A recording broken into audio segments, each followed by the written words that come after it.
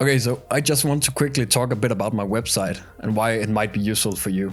So if you want to learn motion design, or you maybe want to learn After Effects or Cinema 4D, I've created my website just as like a resource. I came up with this concept like years back, I think, called the 9 Best. And I had this idea that I wanted to share like my 9 favorite videos or my 9 favorite books, podcasts in different categories.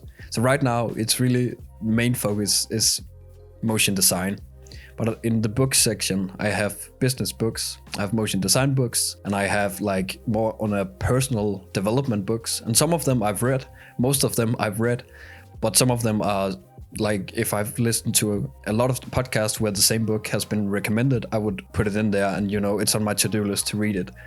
So it's also a good way for me to look up and see, oh, that's the book I haven't read yet, sort of like a to-do list or to read list.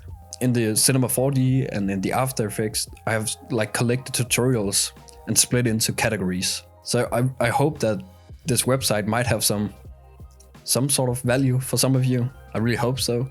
It's just it's just a quick video just to share my website, and I might go into some of the sections, create just a short video if that's useful, where I just talk about maybe why a podcast is useful and why I would recommend listening to it.